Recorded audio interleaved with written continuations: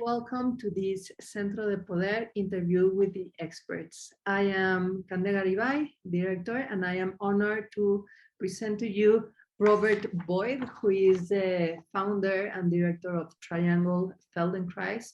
He became a Feldenkrais practitioner studying with Ivan Joly himself. He's also a dancer of the Deep End Ensemble of InterPlay dance improvisation, and he's also a mathematician, a physicist, and a computer science expert. Thank you so much, Robert, for joining us in this session where we are going to explore how to overcome sensual inhibition. Thank you. I'm happy to be here with you. Wonderful. So in one of your quotes from your work, you said that you don't need to settle for what is. Would you share with us how would it be not settling with inhibition? Okay, so my experience of dealing with inhibition myself and with my Feldenkrais students and in the creative performing environment is that inhibition, while it is something that we resort to often for protection, it has a limiting effect. And this is also true in the martial arts, which I have some limited experience with. The inhibition is like deciding ahead of time that we'll only do things within this box, and the choices out here, we're not going to use those for whatever reason that we've decided this is the framework that we want to stay within. And while it can have the sense of protecting us, it also means that it keeps us from discovering other choices that might be even better. And so one way that we experience that many times is if we've stayed inside of some container for long enough, it's very much like being in isolation in a prison cell. Our system develops a sense of deprivation. Yes. Because we see other people doing things that are outside of our inhibition zone. And one of two things often happens with those, at least from my personal experience. What I experience is that when I'm living in that kind of space, I see someone doing something and I either get irritated with them or I get excited to see what they're doing and go, oh, I wish I could do that. And I've discovered that the irritation is often related to some sense that I have that I want to do that, but I've made a decision that I won't. It's not that I can't. We often use the words, I can't do that. But the truth is we've made a decision that we will not. And we will not even consider it as a possibility. So then this tension builds up inside of us. It's not a good tension in the sense that it begins to, well, honestly, it leads to resentment and anger. Yes. And then at some point, we don't even know where it's coming from, but it's all related to some need we had that we chose to stay in the box. So then, and then the other thing is we see someone doing something fun or exciting, and we say things like, I could never do that. When the truth is, I am choosing to never do that. Now there may be, there certainly are physical limitations that some of us have that would be a problem for doing some kinds of things. Like someone who's paralyzed is not going to get on a trapeze and fly through the air without help. Yes. Yet there are ways for people with those kind of limitations to experience things that they tell themselves they can't. And so from my perspective as a teacher, my role is to create a space where people can experience feeling safe, Yes. experimenting in small ways, not leaping off a cliff, Yes. but to make small advances to go out to the edge of their box at first and to discover that they can be on that edge without collapsing or some people talk about, if I do that, I'm going to cry and I won't be able to stop crying. Yes. So to create a space where even those experiences can feel safe, Yes. so that they can stay with it long enough to have an experience of experimenting. Yeah. I think it's really about experimenting, moving a little bit, coming back home, moving a little bit further out. And you can see this with small children Yes. when they're learning to move away from mother. Yes. A good mothering experience is to allow the child to move farther away. And what you'll see in those interactions, you can see it in children and mothers every day or on video. The child will go and they'll look back at the mother. And if the mother is approving, they'll move a little farther.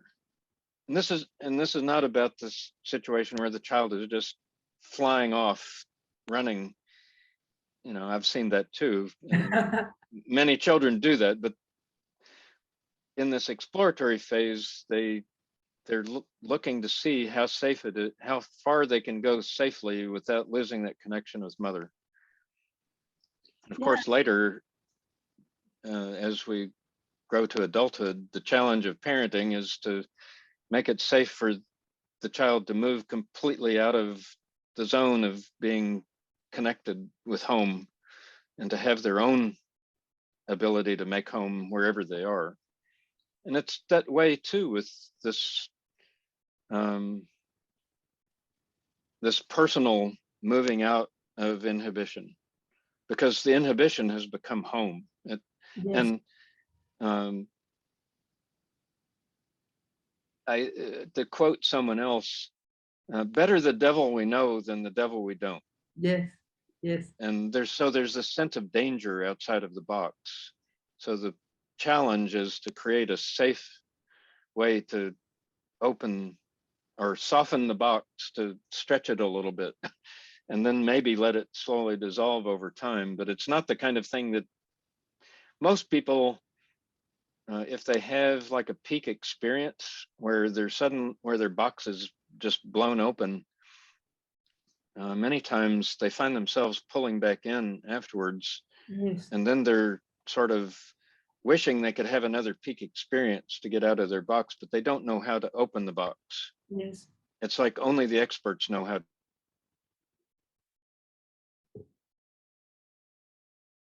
Oh, I think our screen freeze a little bit. Hello? Can you listen to me, Rob? I'm gonna send you a message. Hello, hello.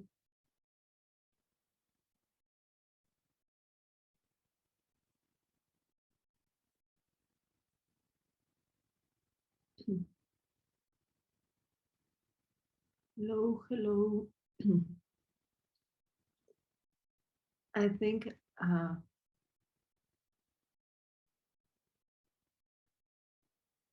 we start the call.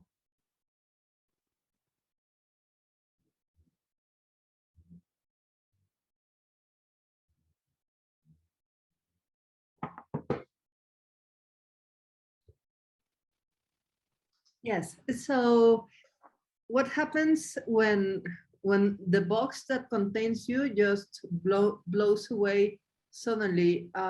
Does that mean that there's no like reliable learning or construction? Exactly. There's, Yeah. while those kind of moments can be extremely invigorating and pleasurable, unless we're working with someone who can be present with us in that moment and structure the experience in a way that sort of creates a, well, I just say the word safe container Yes. for having that experience, then we get left with a lack of understanding of how, even though we've been through the experience, the mechanism of emerging into that experience is, I would describe it as mysterious. Yes. We don't understand what happened to us. It may take a long time to integrate what happened.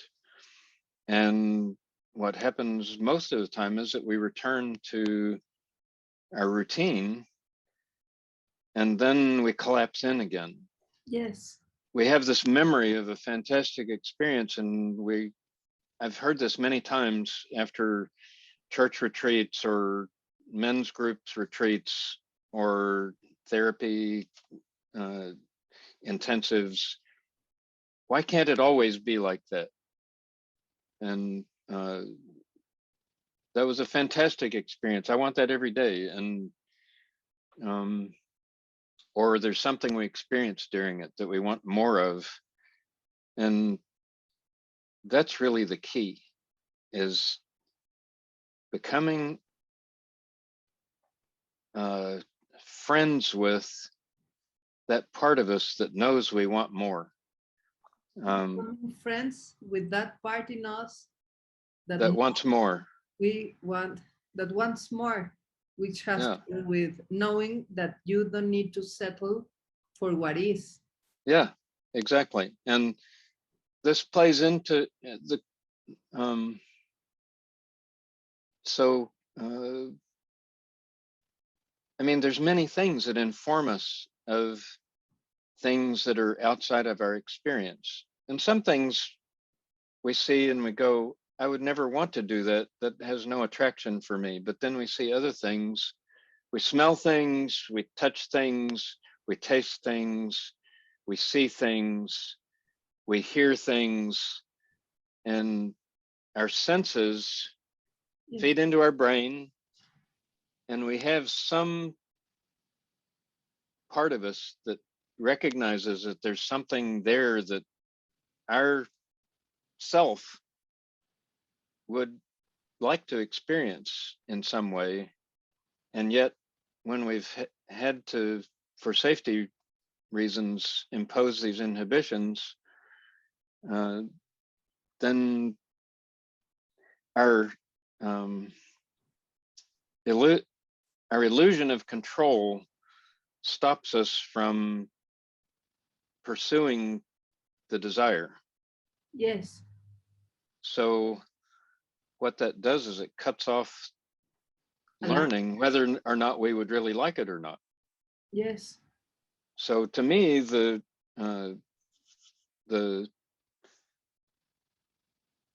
I'm sure there's many ways to structure doing this, and I know that people have these fabulous programs that do it different ways, but my personal experience is that it works better for me and the people I work with to do what I would describe as incremental exploration, exploration. so that the person, as they explore, maintains a sense of being in charge. Yes. And that they can go forward or back freely without being pushed out into space where they have no framework for handling particularly the emotions that come up when you're flying. Yeah. Because really, when we go outside that box, we feel like we're flying with no no ground under us. Yeah, flying outside of the apparently safety box of inhibition. It's very interesting that you say, because we believe that this inhibition of sensing, of enjoying essentially the senses, it's a protection, and it can be, but it can also be like limiting the ability of not only going for your fullest expression, but also to remain safe, because inhibition can be confused with a home or safe place, and if it's not examined through the exploration you recommend in gradual and incremental steps, then it hinders possibilities. So it's a great invitation, and to I've experienced some of that. Yeah, I've experienced this with food, for instance. Yes. A funny experience I have from when I was a teenager. A friend of mine came over to my house after church one Sunday, and my mother had baked an apple pie.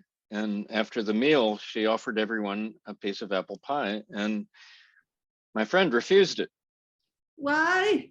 How come? Because he had never tasted it and he didn't know if he would. So, okay, so better the devil that you know that the one that you don't know. So he decided to stay not know with the devil of not knowing the flavor. Yes. And Dessert. after much persuasion Of he your consented. mother? Well, all of us, my whole family. It was a complot. Oh, it was terrible. We were, if I had that to do over again, I would probably approach it differently. I would find some way to get him to take a teeny taste. But eventually he capitulated, and he didn't tell us why he didn't like it until after he had some. He finally revealed that he had never had it and he was scared to try it. He had never tried it and he was afraid. Yes.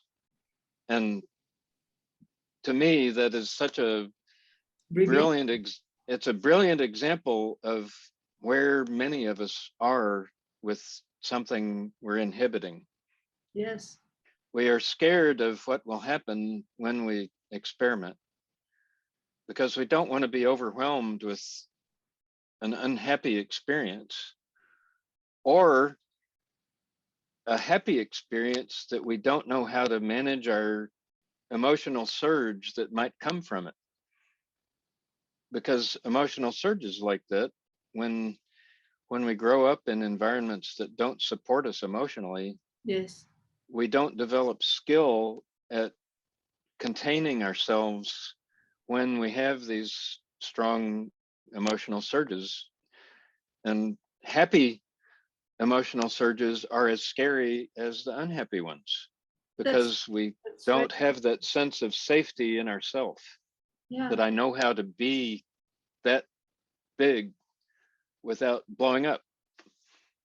So important to create that safe space as a true home, instead of staying on the apparently home of inhibition. And I think it's that you mentioned your mom's pie, because it gives context to sensuality as what we share and teach here in Centro de Poder. That is the ability to sense with your senses, and sense in a pleasurable way, because in a way we are allowed by the society to feel bad. I mean, if you have a stomach ache or a headache or low back pain or shoulder pain, like, you can complain and scream about it, and it's like, oh, poor you, or poor you, and at the same time, like, oh, the hero, because if that shoulder came from working overtime, then it's like heroic. So we are allowed to feel bad, and even praised for that bad feeling if it's related to something like societally approved. But there's the sensing, as I experience it and as I believe it's the sensing of the self is fundamentally pleasurable as an expression of health, in the sense that if you pay attention, simply being alive, it's physically pleasurable, like breathing and feeling like swallowing food. And when you really need to go to the toilet and you finally go, you feel a fantastic relief or sleep. The physical sensations are pleasurable, and that sensuality, it's the awareness of the pleasurable sensations that are a reliable indicator of health, in the same measure that pain is an indicator of disease. I mean, if you feel discomfort in the body or in the emotions or in whatever realm of your existence, you need to do something. It's very important not to stay on the state. I have some thoughts about the exploring and learning. Yes. If you think about our natural exploring as a baby, people present us with food to taste, and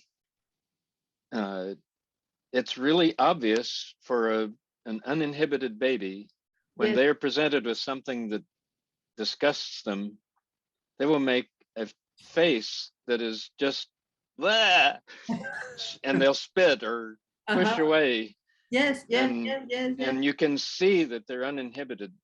They're reacting to their senses, and their senses say no.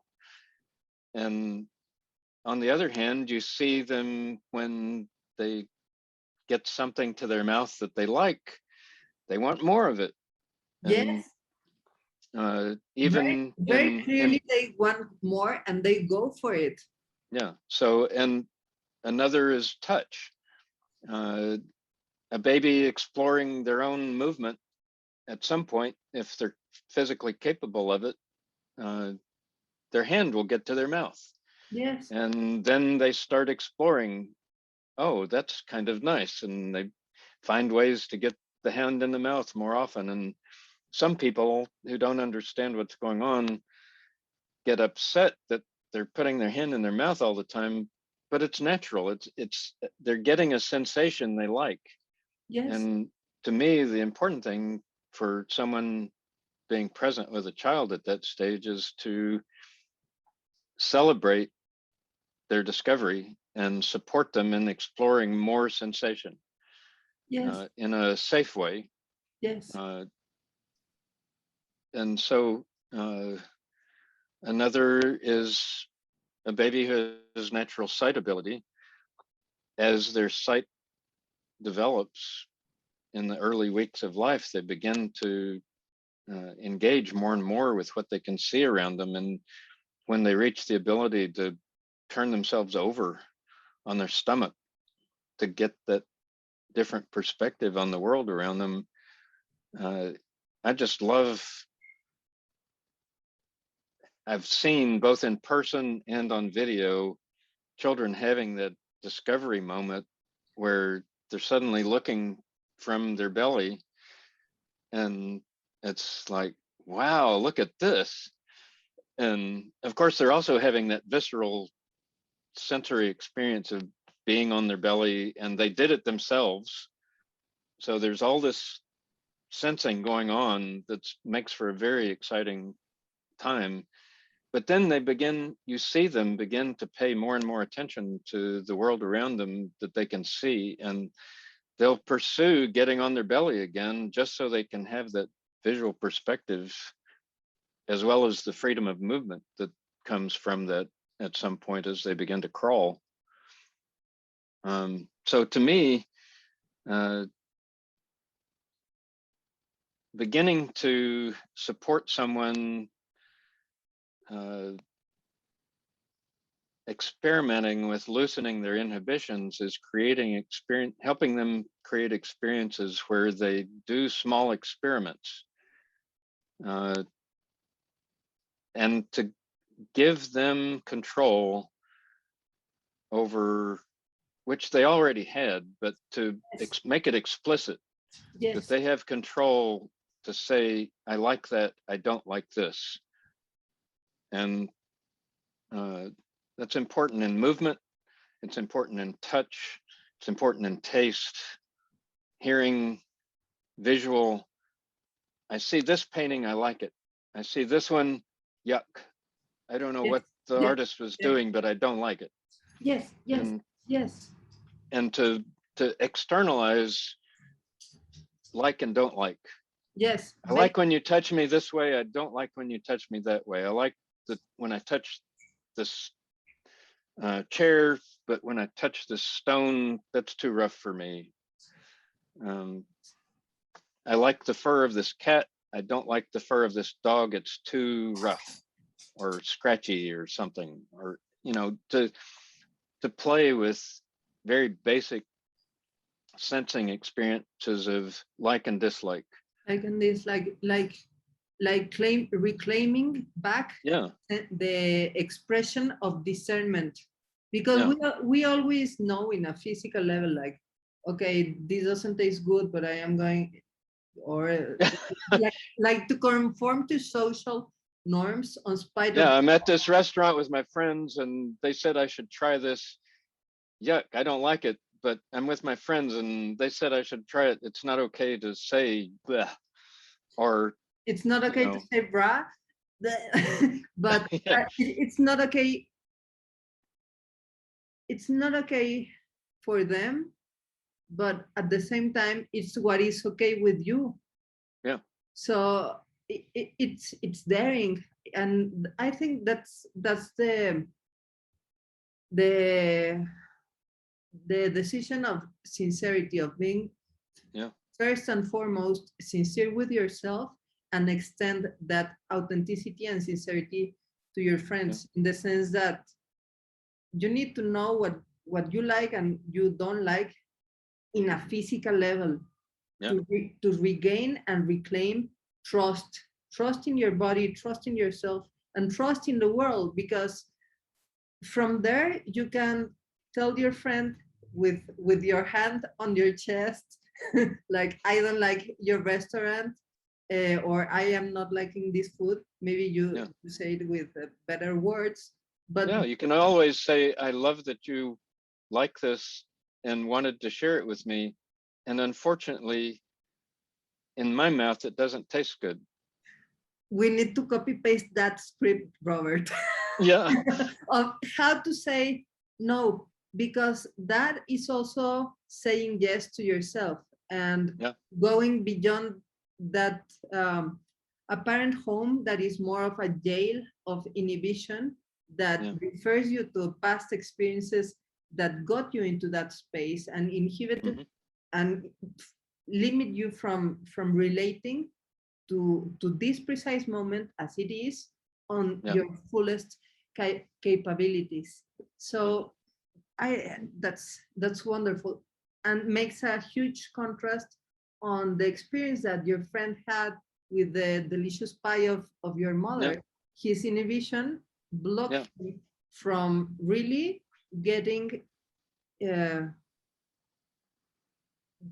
to know and having a discernment of his experience, because chances are that he didn't like it because he hadn't tasted, which is like weird. He didn't relate to the pie or their experience or the present moment, but just like to a loop in the past. And this goes for all the realms of sense abilities, sensing possibilities, and sensuality. And you mentioned something very important about control, that it's this discernment, knowing I like it or I don't like it, like the baby, is the basis, like knowing that you're in control and and going incrementally only as far as you feel in control. And in relation to that, I believe that there's like a cliche, a belief in our society that control is tension. But in one of your writings, you state that be more in control and more relaxed. So you connect control with relaxation. How is that? For me, that's breaking or melting a huge wall of a fake belief on control through inhibition and control through tension. How come that true control has to do with relaxation?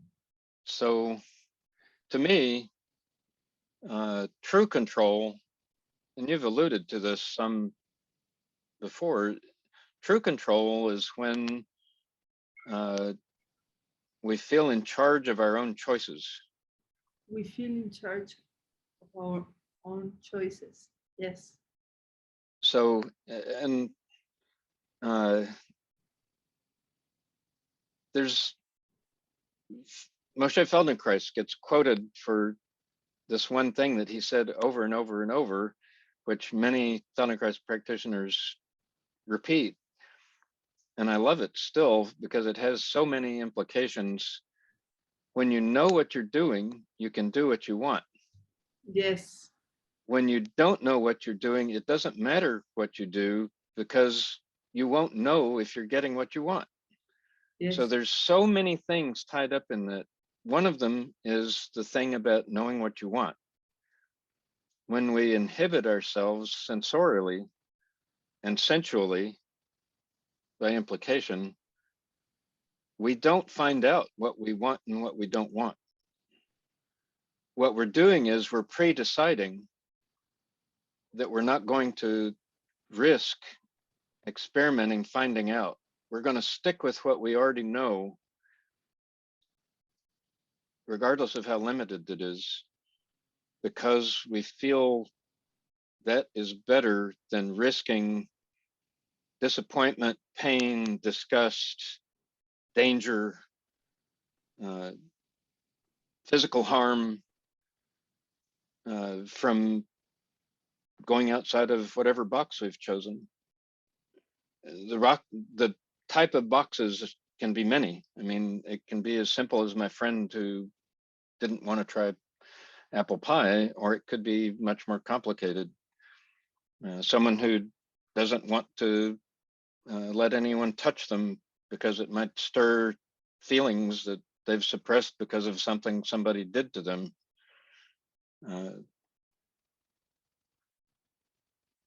Or it might bring back memories that they don't want to deal with because they don't have the support they need to process those properly.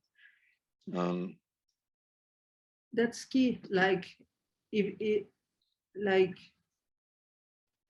realizing if you have an inhibition that goes beyond your means, and that it's better not to touch it, but to go to a professional and seek help to solve that, to help unravel and overcome that situation, because there are things in the body and the mind and everything that we are that doesn't heal with time just per se. Like if you cut your finger like chopping potatoes, it will heal like tomorrow or in 2 days if you just let it pass. But there are things that if you don't address them professionally, they stay there, and you operate in the way that you found in that moment to keep on forward. But that doesn't mean that it's that you're healed and that you are like living fully. And it's important to put yourself at the center of your experience and do as much as you can to live fully. I don't know how it is where you've lived, but in the United States and in Europe, where I have lived, there's a great tendency by people who I would say themselves have not had great emotional support to be uncomfortable with someone who's having some sort of upsetting experience, the loss of someone or some injury or a breakup in a relationship. All these things, what I hear people say is just get over it. Yeah. And the truth is that that's not how we work. No, that's The get over it. It's the outcome of a process. It's like when they tell you, no, relax. And it's not like you click the relax button. No, relaxation is the outcome of 1 hour and a half being in the floor, breathing with a professional. Yeah. So what my experience is, and all my teachers who are good at this teach, is that the way to a nicer future is to fully experience what we need to feel, and to have the feelings at a level where our nervous system feels complete. Yes. But sometimes the experience is so overwhelming that our nervous system is not ready for that. And it's rare with those kinds of experiences that we can open the box on our own, because those kinds of experiences tend, until we've had enough practice, we don't know how to make that safe space for ourselves. That, to me, that's a sort of a shortcoming of the educational process most of us go through growing up. Unless you have really good parents and teachers who know how to teach you to have these skills, we get to adulthood age with no knowledge of how our psyche works and how to create those safe experiences for ourselves. We don't know, for instance, how satisfying it can be to retreat into a corner, like with a stuffed bear or a pet, and just hold ourselves to let the feelings pass.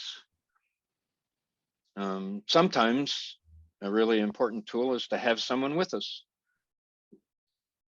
There's some things that to process them, to have the full experience, we need to be witnessed. And witnessing ourselves is not enough. We need someone outside of us to witness us. Yeah. And so to me, creating experiences for people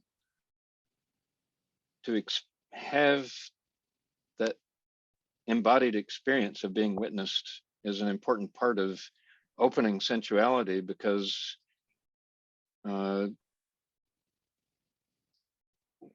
when we have the experience of other people accepting us with our likes and dislikes, yes, then that solidifies that structure in ourselves that says, I am in charge of what I like and don't like. No one else can tell me what to like or dislike. Yes. Yes. And so if you think about the baby being fed food it doesn't like, well, some parents and caregivers, for whatever reason, think that a baby should eat the thing that they're giving them, and they will keep forcing it on them until the baby submits. And then that baby is making decisions for their whole lifetime about dealing with things they like and dislike. And so somebody in their 50s or 60s is still struggling with choices about food because they were taught not to be safe and trust their likes and dislikes. Yes. So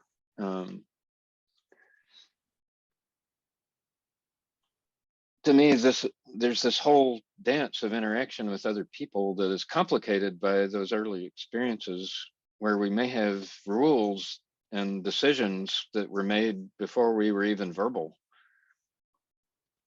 Things about touch, taste,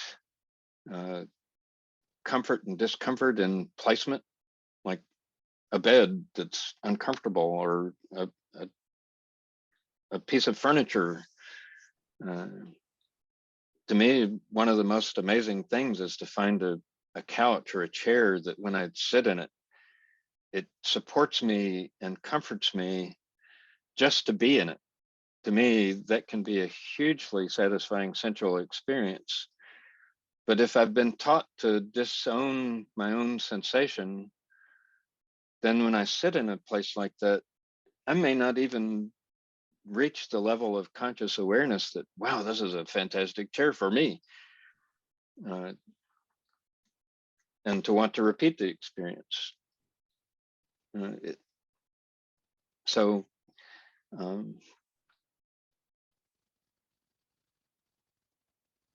Learning to deal with likes and dislikes is both a very private and a very social thing. And so there's some things that we can experiment with on our own and discover things, but then there's other things that only happen in connection with other people. And so developing that sense of it's okay for me to know what I like and what I don't like, and to set limits with other people when I don't like it. That's a very critical skill to develop if we don't already have it when we reach an adult age. And a lot of inhibition can be tracked to those kinds of issues that we don't, to me, coming back to the word control. Yes. Real control is knowing what we like and dislike. Yes. And then choosing what we do or don't do. There may be times where we choose to do something we dislike because there's something we want that can only be achieved through tolerating the thing we dislike. There's extreme examples of that. Wilderness survival incidents where someone gets trapped and the only choice to stay alive is to damage their body to get out of the situation. To me, that's really extreme, but it's a really clear-cut example of they would never do that under normal circumstances. Yes, I think that's the key. Only bypass your dislikes when it's for an extreme circumstance, not to please your aunt. Yeah, or exactly. Yeah.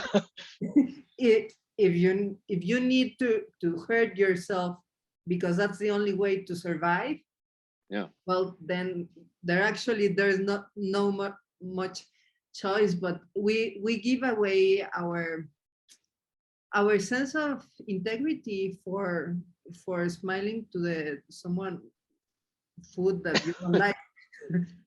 And it's very important, I feel, to also give space for the experience of other people not being comfortable with our dislikes. No? Mm-hmm. Yeah. Instead, that's a real dance. Yeah, that's a real dance.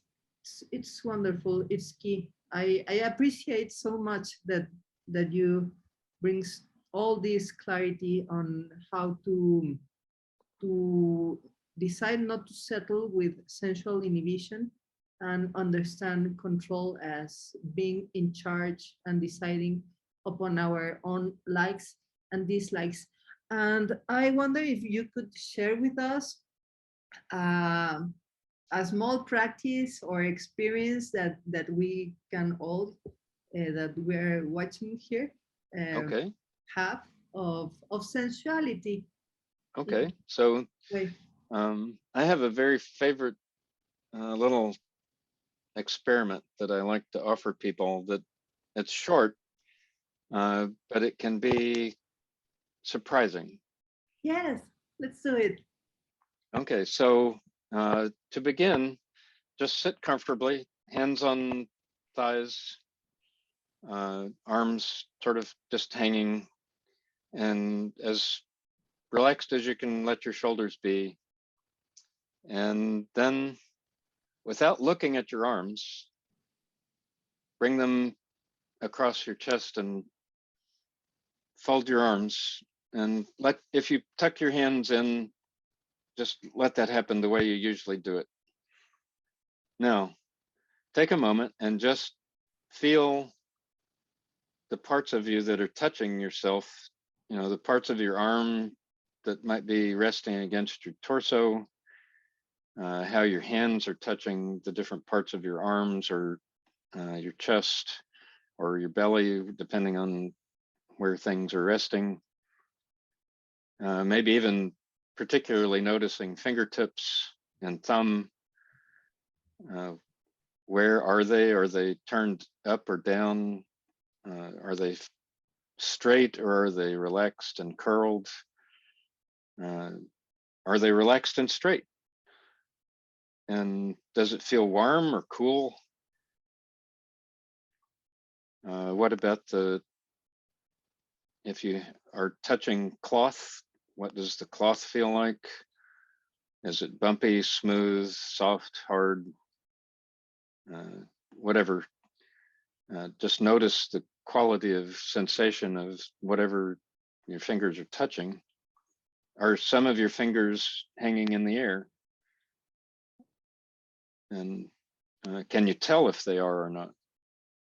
Some people with sensory challenges may have difficulty feeling the fingertips, but try it and see what you feel. And then very slowly, disentangle your hands and arms and bring your hands back to your lap, to your thighs. And now take a breath and then notice the sensation of your hands on whatever they're resting on your thighs. If it's skin or clothing, notice how the fingers are arranged, and is there space under some of the fingers? Are the fingertips touching? Is it the palm touching the wrist? And how are your arms hanging? Do your shoulders feel different now than at the beginning?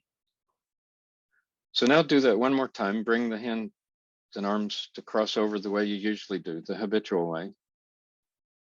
I'll call it the habitual way going forward as a matter of reference. So this is a reference movement. This is what we do all the time. Each of us has our own way. And there's a particular way we feel comfortable arranging our arms and hands.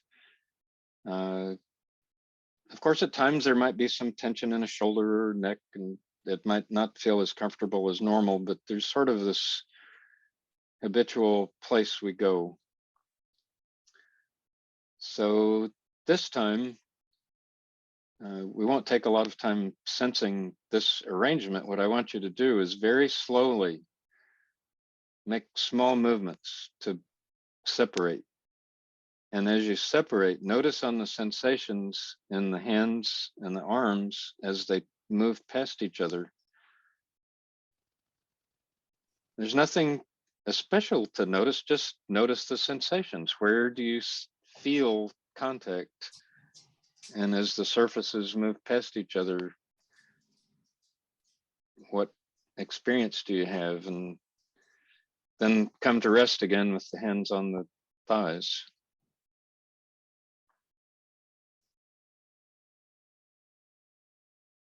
Now do it one more time, just easily crossing the arms and tucking them, and come to rest. And now just casually, without thinking about it, bring them apart again and rest. Now take a moment, close your eyes, and think about which hand is on top when you do it.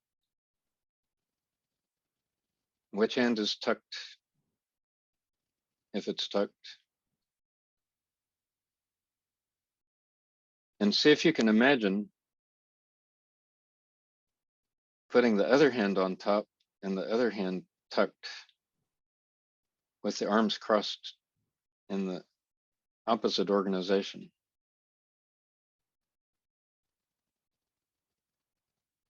And see if that's easy to imagine or difficult. And what happens in your body as you think about doing that? Is there part of you that has some kind of response? Does your stomach tighten or your neck tighten or do your eyelids do something or your forehead? Maybe there's nothing. It's just something to notice if there's any response when you think about doing the other organization. So now, let your eyes open.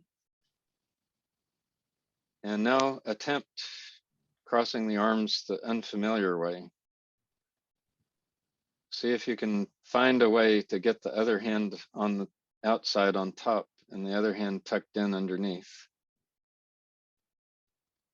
And notice how easily it happens or not. Some people find this extremely difficult, others extremely easy. I've had some people say, oh, who is that? That's not me, that's creepy. Like they're having an out-of-body experience. So it varies so much. But if you're able to find the way to that position, once you find it, settle there for a moment and see, do your wrists like that position, or is it so unfamiliar that they feel uncomfortable? And what about the shoulders? Is the shoulder pulled forward in some way that doesn't feel natural or strained? If you're an advanced movement person, it may be easy or not easy, but with these established habitual patterns, often going to something unhabitual really will feel uncomfortable because we're moving into an organization and stopping there. So the muscles that are not used to going that way tell our nervous system something, and our nervous system goes, oh, this is wrong. And so we might have some residual tension with it. So then I invite you to bring the arms apart again and rest. And now see if you can see how smoothly you can go to that new position and do it more, see if you can do it more easily than the first time. Or does it become more confusing? Sometimes it doesn't get any easier right away. It takes, I must say for myself, the first time I started playing with this, it took many repetitions before it became easy. So stay there for a moment, and now again, do the experiment of sensing the fingers and what they're touching, and notice how it feels to have the sensations you're getting with the hands in this organization as opposed to the habitual one. And also notice how the arms are resting against the torso, maybe how the wrists are connecting against each other, or the arms, what parts of the arms are touching the torso as opposed to being exposed to the air in front. And also notice, see what your sense is of how the shoulders are. Is one shoulder, are they level, or is one shoulder higher than the other? Is one shoulder a bit forward from the other? Is there any sensation of stretching or pulling in the back between the shoulder blades? How does the stomach feel with this different pressure against the stomach? Or the wherever on the abdomen the contact is. Because with this organization, the way you're holding probably isn't distributing the weight the same way. So now, as you separate the hands and arms, do it slowly and pay attention to the sensations of coming apart and see if there's anything you notice this time relative to when you pulled apart slowly before. And now let your eyes close and rest and take in the sensations of the hands on the place they're resting. And for a moment, just follow the sensations of breathing, movement of air through nose or mouth, and through the throat, and the movement of the lungs. Maybe the lungs are not so easy to feel, but the movement of ribs and the chest as air moves in and out.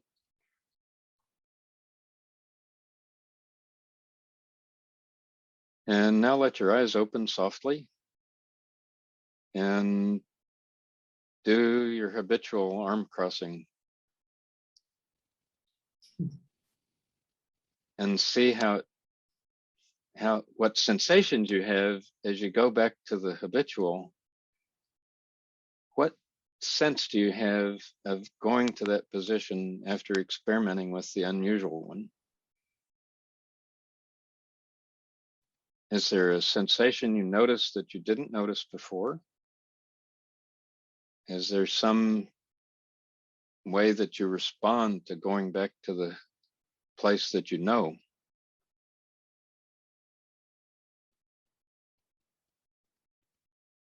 Would you say this position feels more comfortable than the experimental one? It's possible the experimental one actually might feel better, or not. It may feel so strange that it can't be comfortable at this point. But just notice if there's pleasure or not with doing the familiar one. And is there a possibility that as you come back to the familiar that you sense it more deeply than you did at the beginning? Is there anything you notice more fully of what this choice feels like than the other one? And then let your arms come apart again and let your arms rest. And just think about the possibility of choosing either one, and knowing that you can choose either one, even though one may be more difficult. What if you hurt one of your arms and you could no longer easily do the one that you prefer? Would you never cross your arms again because it was uncomfortable? Or would you try the other one to see if it worked without the discomfort? People who develop a frozen shoulder often are faced with choices like that. Or someone who has an injury to the elbow or wrist, they may not be able to do the familiar and feel safe there.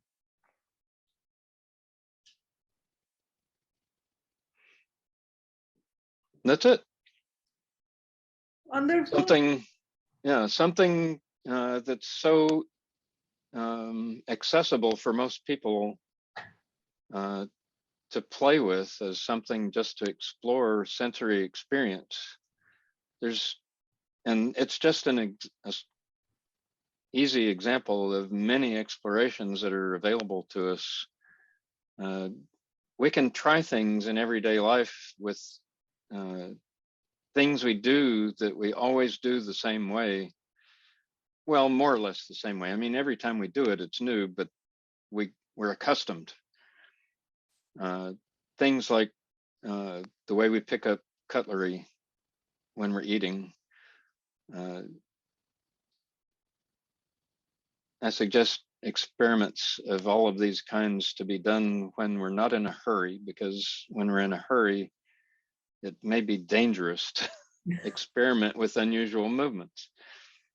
But when there's opportunity to just go slow, you can try like switching hands that you hold fork and knife. Or if you always hold the spoon in the same hand, switch to the other. Stir tea or coffee with the hand that you don't usually do and notice what happens.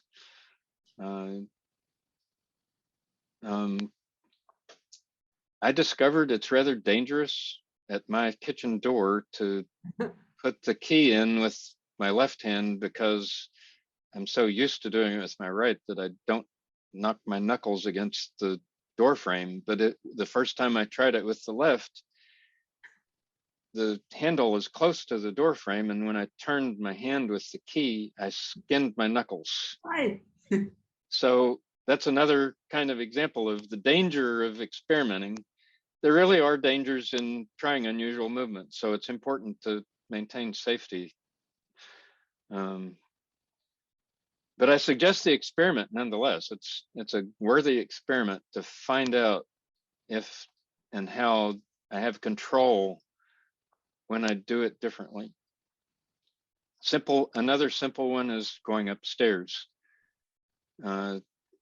Try noticing which foot you start with, which foot goes up on the first step, and then step back and try making the other foot go first. Once we're in movement, it doesn't matter which one's going first because they're both going. But that first one tells us something about which foot feels like our safe one to launch forward from. People with stability problems might have a real challenge with starting from the other foot. There's so many things, simple things like brushing teeth.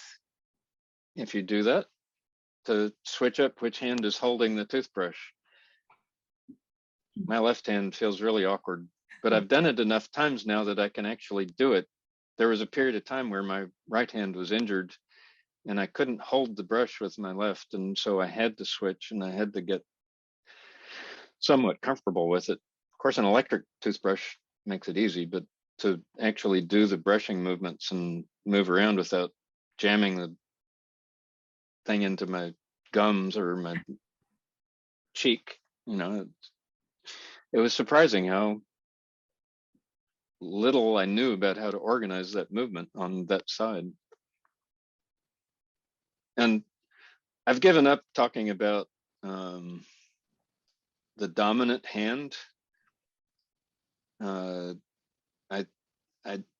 I prefer talking like in terms of preferential, because if you think about work like chopping vegetables, which hand has the more dangerous job, the one moving the knife or the one moving the vegetables? If you're like chopping celery, and the hand that's holding the vegetables doesn't make precise movements, it's going to move under the knife. Yes. So in that case, that hand, which is probably the one someone would call their non-dominant hand, that hand has the bigger job. Yes. So the terminology of dominant and non-dominant is actually rather limiting to me.